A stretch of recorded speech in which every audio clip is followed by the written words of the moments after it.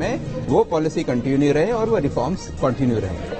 तो अगर उनके नंबर कम आते हैं तो रिफॉर्म्स, बड़े रिफॉर्म्स लेने में उनको एक बारी वो होगा, दिक्कत होगी। ठीक,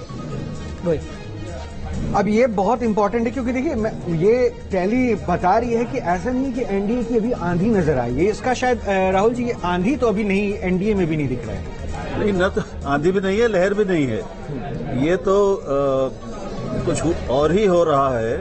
और अगर यही रुझान चले तो सारे के सारे एग्जिट पोल, अब कुछ अपवादों को छोड़कर, मैं नहीं जानता कौन सा अपवाद है, भास्कर को छोड़ के, कोई अपवाद नहीं है। भास्कर के एग्जिट पोल 280 दे रहा था, रिपोर्टर्स वाला जो भी है, तो वो सारे ध्वस्त हो जाएंगे और उनको बड़े सवालों का जवाब देना पड़ेगा। और मैं समझता हूं कि ये लोकतंत्र के लिए अच्छा है, एक संतुलन लौटेगा हमारी राजनीति में, सरकार किसी की भी बने। ठीक है, लेकिन अपने आप में बहुत महत्वपूर्ण है। रोहित, आपके चेहरे पर जो मुस्कुराहट थी वो अगले पीछे 20 मिनट में थोड़ा तनाव में दिख रही है आपके चेहरे पर। अनिल, मैं आऊंगा आपके पास भी, लेकिन देखिए सेंसेक्स 1300 अंक इस वक्त नीचे है। पहले 1600 अंक नीचे था, फिर थोड़ा बेहतर हुआ, फिर दोबारा गिरना शुरू हो गया जैसे जैसे टैली बढ़ रही है। रोहित,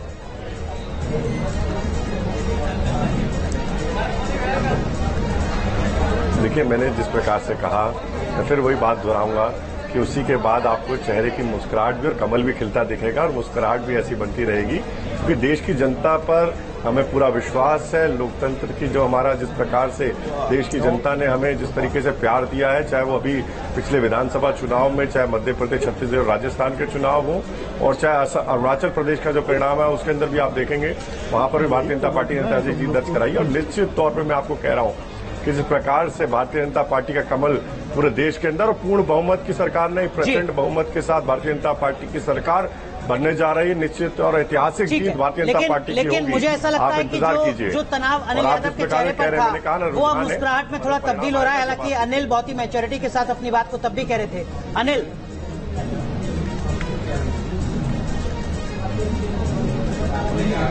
देखिए, मैं तो अभी देख रहा था और इलेक्शन कमीशन की साइट पे बनारस से नरेंद्र मोदी जी पीछे चल रहे हैं। जो कांग्रेस के प्रत्याशी हैं, इंडिया गठबंधन के प्रत्याशी अजय राय जी हैं, वो आगे चल रहे हैं। आपको यकीन ना आए तो इलेक्शन कमीशन की साइट पे देख लीजिए। तो मुझे लगता है कि ये है असली जो तथ्य है, जो वहां पर जैसे जैसे गिनती आगे बढ़ रही है उसी तरीके से रुझान बनता जा रहा है।